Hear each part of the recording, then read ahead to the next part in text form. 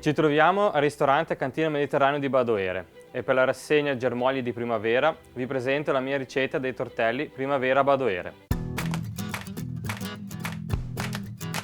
Ingredienti per 6 persone. Per la pasta 500 g di farina 00, 7 tuorli e 3 uova intere, 25 g di olio extravergine di olive, 5 g di sale. Per la farcia 2,5 kg di rosoline spontanee, 80 g di ricotta di pecora, una cipolla, un bicchiere di vino bianco, sale e pepe a piacere. Per la salsa di piselli, 250 g di piselli puliti, 500 g di asparagi bianchi e verdi di Badoere IGP, menta, sale e pepe a piacere.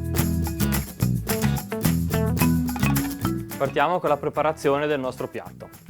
Per fare la pasta all'uovo, disponiamo a fontana la farina 00, ci mettiamo le uova intere e tuorli, sale, olio extravergine di oliva. Impastiamo bene, facciamo riposare in frigorifero per circa mezz'ora coperta con la pellicola.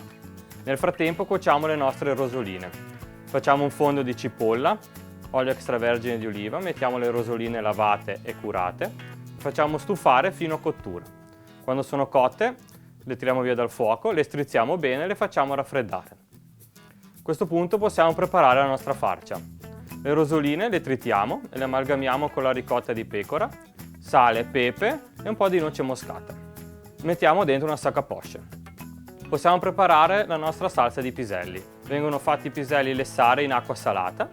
Quando sono cotti vengono scolati e fatti frullare con olio extravergine oliva, sale, pepe e menta. A questo punto possiamo cuocere anche gli asparagi.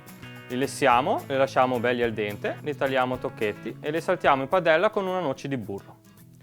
In questo momento tiriamo fuori la pasta all'uovo dal frigo, su una spagnatoia la tiriamo abbastanza sottile, con un coppapasta di forma tonda facciamo tutti gli stampi tondi e farciamo i ravioli e li chiudiamo.